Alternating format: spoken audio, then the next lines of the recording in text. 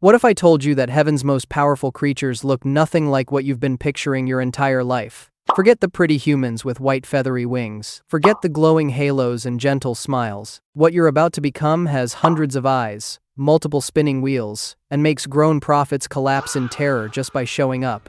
You don't cry at birth. You don't breathe. One moment you're nothing, and the next you're a burning geometric impossibility floating in dimensions humans can't even perceive. Ready to find out what it's actually like to exist as a biblically accurate angel? First thing you notice? You've got 6 wings. Not 2 like some Renaissance painting reject, but 6 fully functional, feathered appendages attached to your form. 2 of them immediately snap up to cover your face, because apparently even you can't look directly at God without some serious divine eye protection. 2 more fold down to cover your feet, and honestly, nobody really knows why. Maybe celestial modesty? Ancient Jewish foot etiquette? The last pair actually lets you fly, which is the only normal thing happening here. You spread them out and realize you're basically a holy Swiss Army knife of wings. But wait, it gets weirder. You look down at yourself and there are eyes. Everywhere. On your wings, on your body, covering every surface like some kind of cosmic surveillance system. You can see everything simultaneously. Forward, backward, sideways, dimensions humans haven't even discovered yet.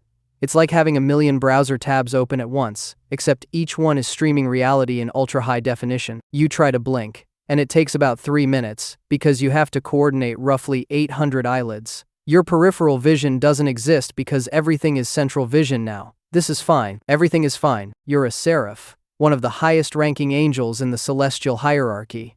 Your name literally means burning one in Hebrew. And yeah, you're literally on fire. Not the painful kind, but the kind that radiates pure holiness and makes everything around you glow like the world's most intense mood lighting. Your job? Fly around God's throne forever, chanting, "Holy, holy, holy is the Lord of hosts" on repeat. Forever. No breaks, no vacation days, no career advancement meetings. Just eternal praise like the universe's most dedicated backup singer who never gets a solo. But maybe you got assigned to the cherubim division instead. Congratulations, you've got 4 faces now. 1 human, 1 lion, 1 ox, and 1 eagle, all attached to the same head and pointing in different directions. Try having an identity crisis when you literally have 4 separate identities staring out at the world simultaneously. The lion face wants to roar with majesty. The eagle wants to screech with authority. The ox is just steadily vibing.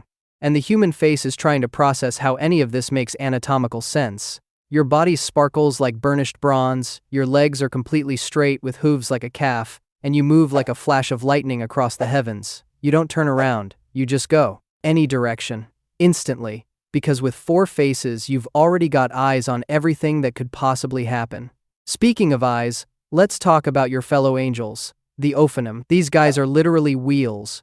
Not angels with wheels. Not angels riding wheels. Just wheels. Massive, interlocking, spinning rings covered entirely in watching eyes, rolling around heaven like the most terrifying carnival ride ever conceived. They're called wheels within wheels, because apparently 1 layer of cosmic horror wasn't enough. The prophet Ezekiel tried to describe them and basically gave up halfway through, just writing, "Their appearance and their work was, as it were, a wheel in the middle of a wheel."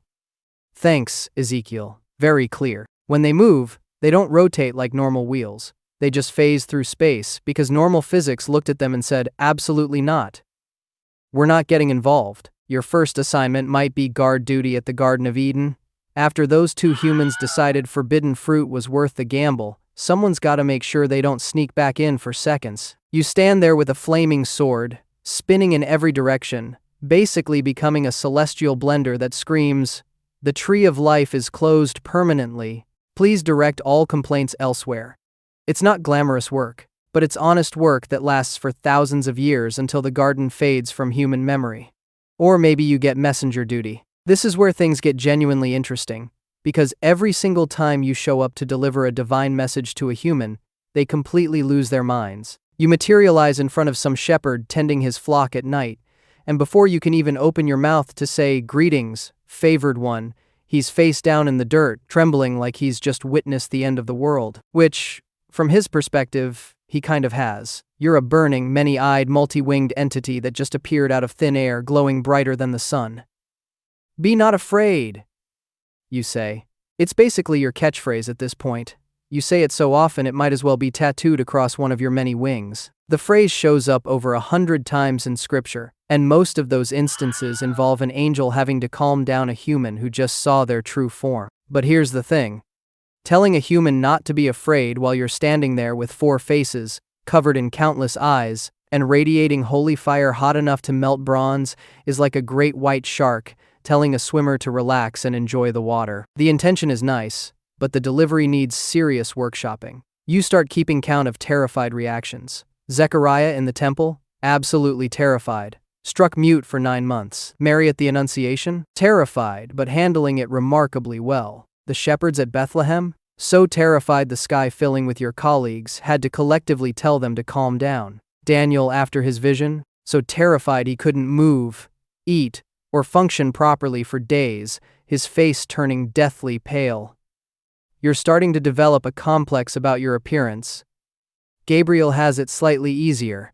He's the messenger angel, the one whose name means, God is my strength, and who actually gets to have meaningful conversations with humans that last more than 3 seconds before they pass out from fear. He announced the birth of John the Baptist to Zechariah and the birth of Jesus to Mary, which is pretty significant work in the divine communications department. Michael's got the warrior gig, whose name means, who is like God. He battles Satan and his fallen forces like heaven's ultimate bouncer, leading armies of angels in cosmic warfare. Raphael does the healing and guidance thing, his name meaning God heals. He accompanied young Tobias on his journey, arranged his marriage, and helped cure his father's blindness. Meanwhile, you're on your 8,000th rotation around the throne, still chanting, holy, holy, holy, while wondering if you'll ever get assigned something with a bit more variety. Centuries pass. Then, millennia. Time doesn't really work the same way up here, but you're aware it's passing down on Earth. Empires rise and fall like tides.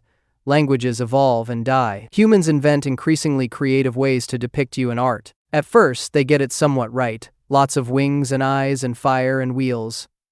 Then, somewhere around the Renaissance, they start painting you as chubby babies with tiny wings floating on clouds. Cherubs, they call them. Cute little flying toddlers with rosy cheeks and golden curls. You look at your 4 faces, your bronze body, your calf-hooved feet, and wonder how exactly the humans arrived at adorable infant from your biblical description. It's like someone described a kraken in detail and artists decided to paint a goldfish. The humans also start arguing endlessly about your hierarchy. 9 choirs of angels, they say. Serifim at the top, then cherubim, then thrones, then dominions, virtues, powers, principalities, archangels, and regular angels at the bottom. You've been here since before their planet cooled, and you're pretty sure nobody actually organized you into neat corporate tiers.